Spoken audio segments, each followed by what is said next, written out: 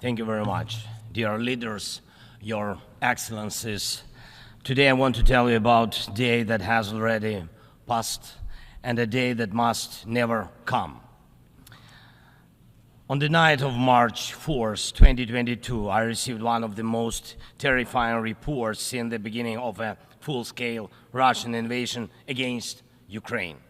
The report was about Russian tanks firing directly at the buildings of our Ukrainian nuclear power plant, the Zaporizhzhia nuclear power plant, the largest one in Europe, 6 nuclear reactors. The Russian army stormed this facility just as brutally as any other during this war, without thinking about the consequences, possibly disastrous. This was one of the most horrifying moments of the war, when no one could know how Russian strikes on the nuclear facility would end, and everyone in Ukraine was reminded of what Chernobyl means. Now, the Zaporizhzhia nuclear power plant remains occupied by Russian forces, unfortunately, and it's at risk of a nuclear incident. This is the major source of radiation danger in Europe, possibly in the world. That's why in the peace formula I presented, the first point is about nuclear safety. In Ukraine, we know exactly what we are dealing with. And I want to thank you, the General Assembly members, for adopting a resolution in July this year on the safety of nuclear facilities in Ukraine. Most in the world understand what's at stake. The General Assembly demanded that Russia return control of the Zaporizhzhia nuclear power plant to Ukraine. Only then real nuclear security will return to Europe and the world. And now about the day that must never come. Since Russia can't defeat our people's resistance on the battlefield, Putin is looking for other ways to break the Ukrainian spirit. One of his methods is targeting our energy infrastructure. And these are deliberate Russian attacks on our power plants and the entire energy grid.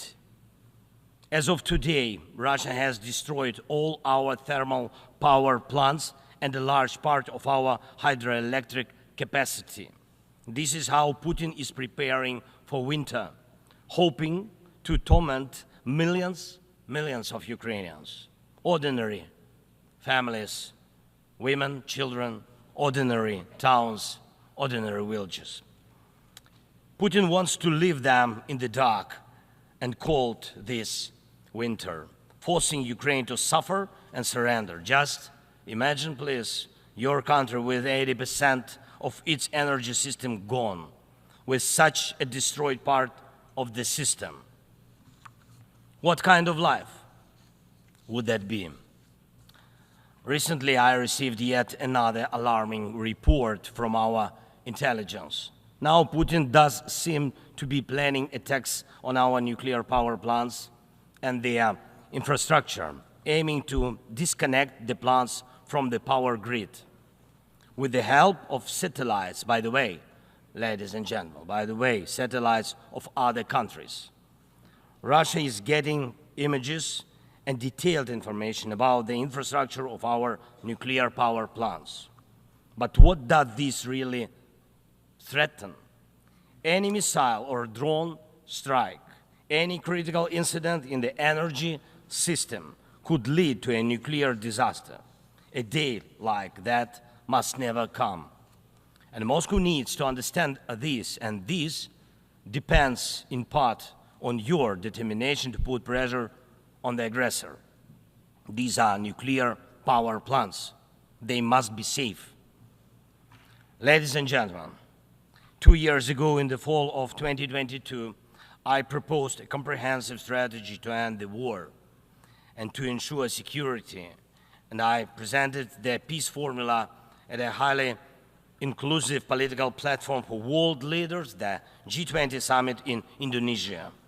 representing billions of citizens from all parts of the globe. And it's important for us that all these people can understand us, understand that Ukraine wants to end this war more than anyone in the world. War always poses a threat to many. You all see in the media and read in reports what is happening in Ukraine because of Russia's war. It's something many are imagining happening to themselves. And yes, the smoke from fires in war-torn cities can reach other countries. And if, God forbid, Russia causes a nuclear disaster at one of our nuclear power plants, radiation will not respect state borders. And unfortunately, various nations could feel the devastating effects. Many are concerned, but the deepest understanding of war is always found in the home it destroys. It's the Ukrainian people who feel the full pain of this war. It's Ukrainian children who are learning to distinguish the sounds of different types of artillery and drones because of Russia's war. It's our people who are forcefully separated by occupation because Putin decided he could do whatever he wants. It's our heroic soldiers who are giving their lives to defend our country from invaders trying to steal our land. That's why we say, rightfully so, there can be no just peace without Ukraine. And I thank every leader, every country that supports us in this, that understands us, that sees how Russia, a country more than 20 times larger than Ukraine in territory, still wants even more land, which is insane, and is seizing it day by day while wanting to destroy its neighbor. And Russia found very special bodies for that. North Korea and Iran, telling choice of friends. And now every neighbor of Russia in Europe and Central Asia feels that the war could come to them as well, and just think what kind of losses that would mean for the world. And I thank nearly 100 nations and international organizations that have supported the peace formula. It's truly a global community: Africa, Asia, Europe, Latin America, North America, the Pacific region, all united by the peace formula. And I am glad that the first peace summit was so reminding of the UN General Assembly. Everyone was equal. All nations that participated in the peace summit, large and small, no veto right, no blocking authority, those that have been independent for ages and those that have only recently gained independence, those that have gone through wars themselves, and those accustomed to peace, all were equal. That is what Russia hates the most and cannot control. That's why Russia says the peace formula doesn't suit it. Here at the UN, I've already met with leaders from India, Guatemala, Japan and Italy, Turkey and Finland, Canada, Paraguay, Slovenia, Germany and others, and my meetings will continue. These are different, absolutely, parts of the world and various political waves of life, but they share the same understanding. Peace is needed, and it must be a real, just peace. Unfortunately, at the UN, it's impossible to truly and fairly resolve matters of war and peace because too much depends in the Security Council on the veto power. When the aggressor exercises veto power, the UN is powerless to stop the war, but the peace formula can.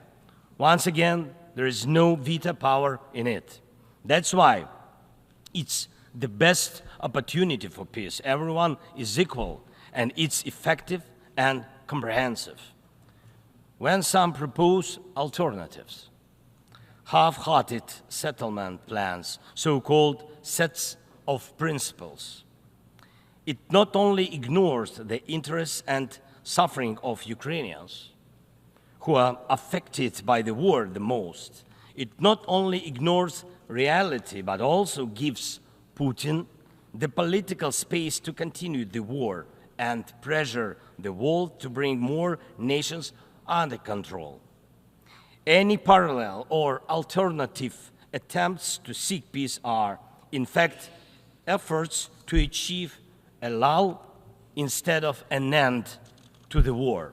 As a global initiative, the peace formula has already existed for 2 years, and maybe somebody wants a Nobel Prize for their political biography for frozen truce instead of real peace, but the only prizes Putin will give you in return are more suffering and disasters. We must restore nuclear safety. Energy must stop being used as a weapon. We must ensure food security. We need to bring home all our captured soldiers and civilians forcibly deported to Russia. We must uphold the UN Charter and guarantee our right, Ukraine's right to territorial integrity and sovereignty, just as we do for any other nation. We need to withdraw the Russian occupiers, which will bring an end to the hostilities in Ukraine, and we must hold those responsible for war crimes accountable.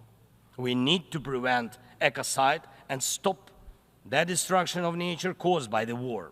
And we must not allow a second or third phase of this Russian invasion.